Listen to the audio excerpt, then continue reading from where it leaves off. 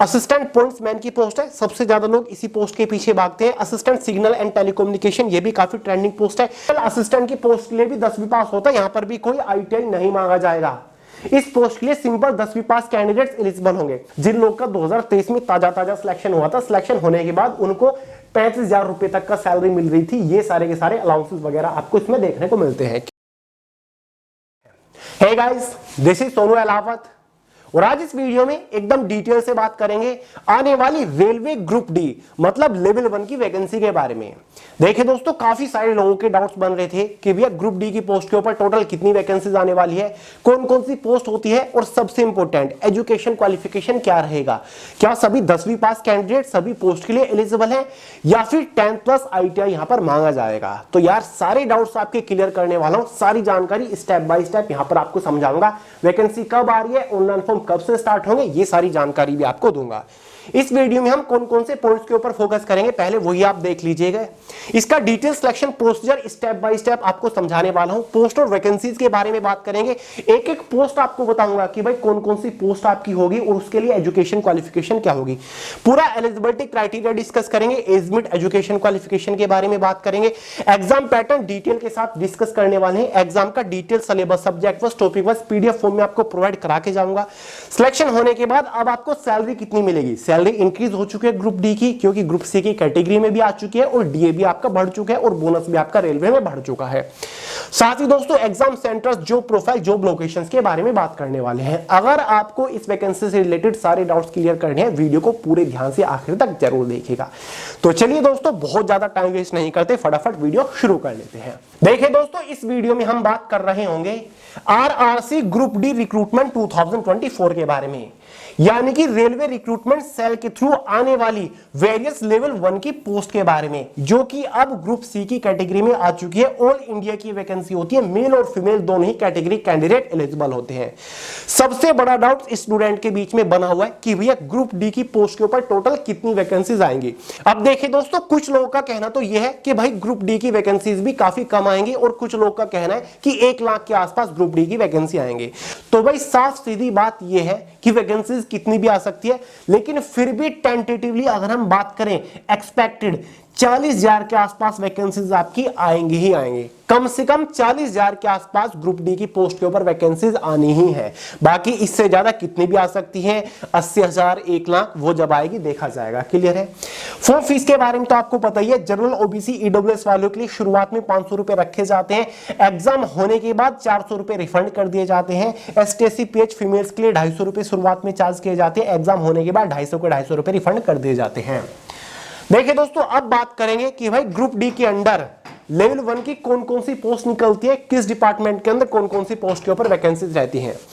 देखिए दोस्तों, एक पोस्ट होती है असिस्टेंट की, वर्कशॉप असिस्टेंट की पोस्ट होती है, जो कि रेलवे के मैकेनिकल डिपार्टमेंट की पोस्ट है। एक आपकी असिस्टेंट ब्रिज की पोस्ट है, ये आपकी इंजीनियरिंग डिपार्टमेंट की पोस्ट है। एक आपकी असिस्टेंट CNW की पोस्ट है, मैकेनिकल डिपार्टमेंट की पोस्ट है। असिस्टेंट डेपोट की पोस्ट है। असिस्टेंट लोको शेड डीजल की पोस्ट है। असिस्टेंट लोको शेड की पोस्ट है। असिस्टेंट लोको ऑपरेशंस की पोस्ट है। असिस्टेंट पॉइंट्समैन की पोस्ट है, सबसे ज्यादा लोग इसी पोस्ट के पीछे भागते हैं। असिस्टेंट सिग्नल एंड टेलीकम्युनिकेशन, ये भी काफी ट्रेंडिंग पोस्ट है।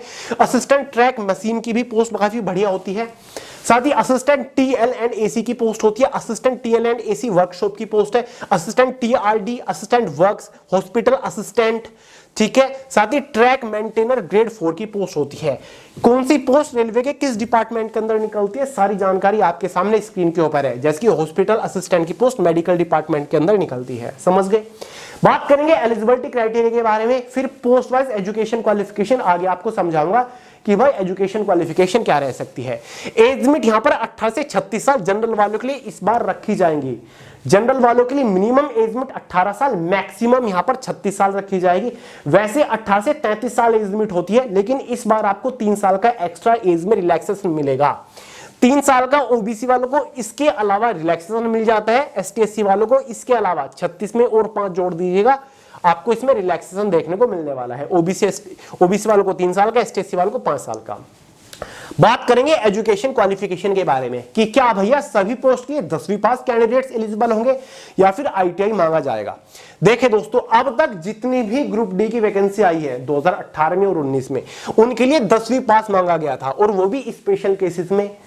प्रोटेस्ट हुआ था, तब जाके 10वीं पास किया गया था, वरना ITI इन्होंने कंपलसरी कर दिया था। उसके बाद इन्होंने नोटिस डाले रेलवे वालों ने और कहा कि भाई ITI आगे की भर्ती में कंपलसरी होगा। लेकिन कुछ टाइम पहले 2024 के स्टार्टिंग में हाई लेवल मीटिंग हुई थी रेलवे के अधिकारी और कोचिंग सेंटर के जो मतलब मालिक थे उनके बीच में, टीचर्स के बीच में। तो वहां पर रेलवे वालों ने कहा था कि हाँ हम ITI हटा देंगे। उसके बाद कोई भी अपडेट अभी तक रेलवे ने नहीं दिया। अभी तक रेलवे ने स्टूडेंट्स को कंफ्यूज करके रखा है कि 10th वाले एलिजिबल होंगे या फिर ITI यहां पर कंपलसरी करा जाएगा।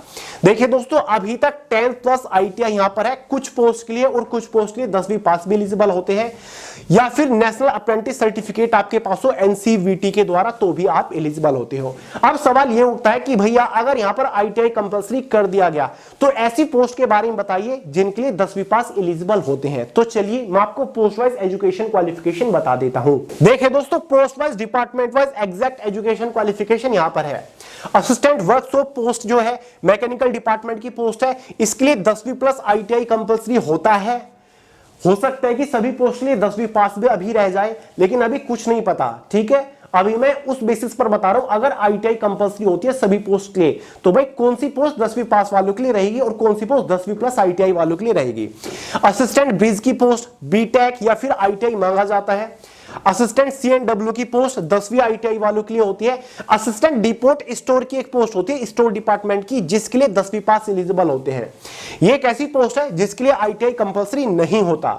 उसके बाद जितनी भी ये पोस्ट देख रहे हो, असिस्टेंट लोकोसेड, इलेक्ट्रिकल असिस्टेंट, ऑपरेशन इलेक्ट्रिकल, ये सारी की सारी तीनों पोस्ट 10 प्लस ITI वालों की होती है। एक पोस्ट होती है पॉइंट्समैन की, ये ट्रैफिक डिपार्टमेंट की पोस्ट होती है रेलवे के अंदर। इस पोस्ट के लिए भी सिंपल 10वीं पास एलिजिबल होते हैं। अगर ITI कंपलसरी होता है तो पॉइंट्समैन की पोस्ट के लिए ITI कंपलसरी नहीं होगा। ना ही दोस्तों आपकी असिस्टेंट डिपोट की पोस्ट के लिए ITI मांगा जाएगा, इनके लिए 10वीं पास एलिजिबल होते हैं। उसके बाद दोस्तों असिस्टेंट सिग्नल एंड टेलीकॉम की पोस्ट के लिए भी 10वीं पास कैंडिडेट्स एलिजिबल होते हैं। Assistant track machine, assistant TL and AC, assistant workshop, ये जितनी भी पोस्ट आपको दिख रही है यहां तक इंजीनियरिंग डिपार्टमेंट तक, ये सारी की सारी 10 प्लस ITI की होती है। उसके साथ आपकी हॉस्पिटल असिस्टेंट की पोस्ट के लिए 10वीं पास मांगा जाता है, सिंपल 10वीं पास। हॉस्पिटल असिस्टेंट की पोस्ट के लिए भी 10वीं पास होता है, यहां पर भी कोई ITI नहीं मांगा जाएगा। इस पोस्ट के लिए सिंपल 10वीं पास कैंडिडेट्स एलिजिबल होंगे। तो दोस्तों कुल मिला के 3, 4, 5 आपको ऐसी पोस्ट मिलेंगी जिनके लिए 10वीं पास एलिजिबल होंगे। बाकी सभी पोस्ट के लिए 10वीं प्लस ITI हो सकता है। जितनी भी वैकेंसी निकलेंगी, फिर चाहे आपकी 40,000 वैकेंसी निकले या फिर आपकी 1 लाख वैकेंसी निकल जाए, ठीक है, उनमें से लगभग 30% वैकेंसीज ऐसी होंगी जिनके लिए 10वीं पास एलिजिबल होंगे। बाकी 70% वैकेंसी के लिए 10वीं प्लस ITI मांगा जा सकता है। क्लियर है?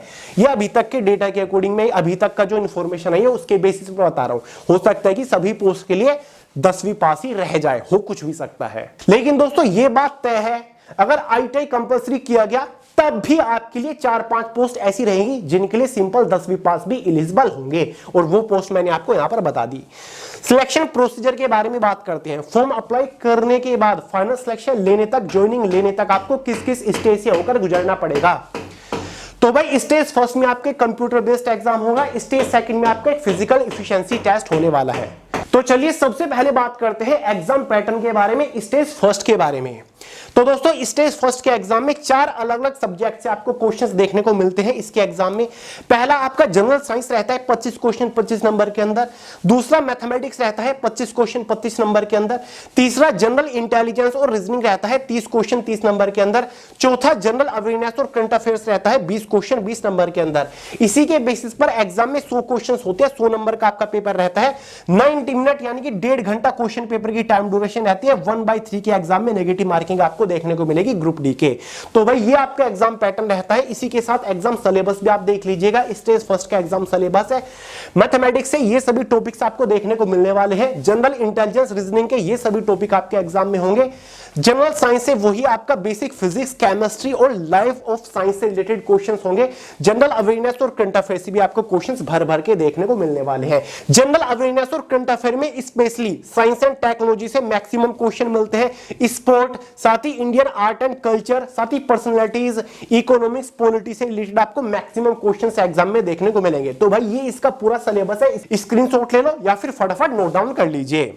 अब देखिए दोस्तों, जो मैंने आपको अभी एग्जाम के पैटर्न के बारे में बताया, 100 नंबर का पेपर है। एग्जाम होने के बाद 100 नंबर में से एक इनिशियल क्वालिफाइंग कट ऑफ बनेगी, जो कि डिसाइड करती है क्या आप सेकंड स्टेज के लिए क्वालिफाई कर रहे हो फिर नहीं कर रहे हो।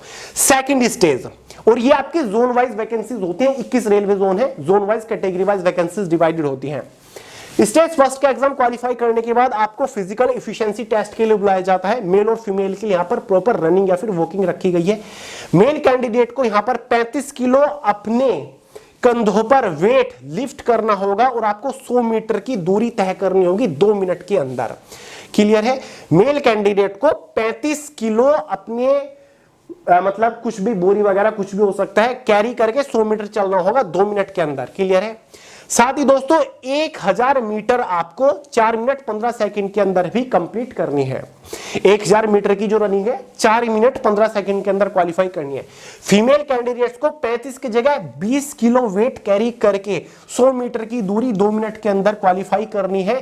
साथ ही 1000 जो आपकी 1000 मीटर मतलब 1 किलोमीटर की जो दूरी है वो 5 मिनट 40 सेकंड के अंदर आपको करनी है, जो कि बेसिक है, बहुत ही कम है, मेरे हिसाब से आप कर लोगे।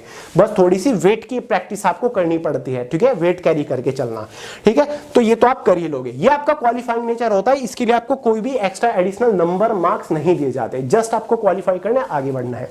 इसको क्वालिफाई करने के बाद बारी आती है फाइनल सिलेक्शन की। फाइनल सिलेक्शन केवल और केवल एग्जाम के मार्क्स के बेसिस पर होगा। एग्जाम 100 नंबर का था, तो भाई एक 100 नंबर में से फाइनल मेरिट बनेगी। रेलवे के जोन वाइज, जिस भी जोन से आपने फॉर्म अप्लाई करा होगा उसी जोन की कट ऑफ में आप फिट बैठने चाहिए।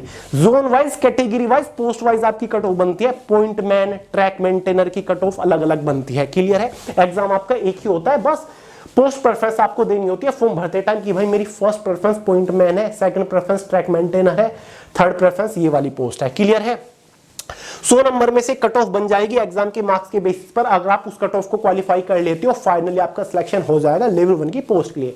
सभी पोस्ट की कट ऑफ अलग अलग रहेंगी, जिस भी पोस्ट की कट ऑफ को आप क्वालिफाई करोगे फाइनली उसी पोस्ट के ऊपर आपका सिलेक्शन होगा। अब सवाल उठता है कि भैया सैलरी क्या मिलती है ग्रुप डी की? एक मिथ ये बना हुआ है कि ग्रुप डी की पोस्ट के ऊपर सैलरी काफी कम मिलती है, लेकिन अब ये बात पुरानी हो चुकी है।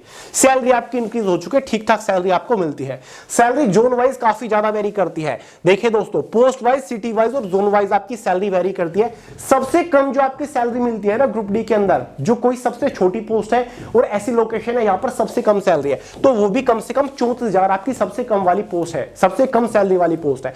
तो कम से कम आपको 34,000 रुपए सैलरी मिलती है। बाकी 35,062 कुछ पोस्ट के लिए, कुछ पोस्ट के ऊपर 35,830, कुछ पोस्ट के ऊपर 36,231, कुछ पोस्ट के लिए ऊपर 37,000 रुपए तक का भी आपको सैलरी मिलती है। 38,000 रुपए तक का भी सैलरी आपको मिल जाती है, क्योंकि सैलरी आपकी जोन वाइज भी वेरी करती है। ठीक है, देखिए दोस्तों, पूरी सैलरी स्लिप मैं आपको दिखा देता हूं। ये देख लीजिएगा, 2023 की ये सैलरी स्लिप है। जिन लोग का 2023 में ताजा सिलेक्शन हुआ था, सिलेक्शन होने के बाद उनको 35,000 रुपए तक का सैलरी मिल रही थी। ये सारे के सारे अलाउंसेस वगैरह आपको इसमें देखने को मिलते हैं। क्लियर है?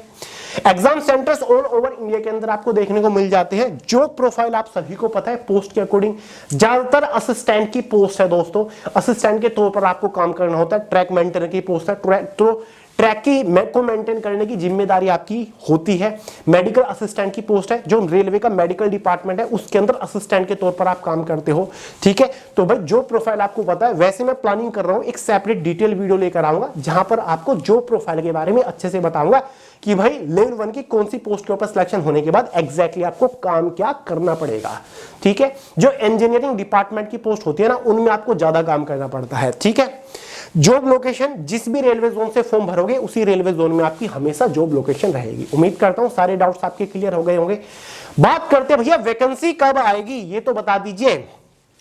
देखिए दोस्तों, वैकेंसीज के बारे में अगर हम बात करें, वैकेंसी कब आएगी, सभी लोगों को पता है रेलवे के एनुअल एग्जाम कैलेंडर के अकॉर्डिंग वैकेंसी का डिटेल्ड नोटिफिकेशन अक्टूबर मंथ से लेकर दिसंबर मंथ के बीच में आएगा। तो भाई ये जो वैकेंसी आएगी ग्रुप डी की, वो आपको नवंबर मंथ के अंदर देखने को मिलेगी।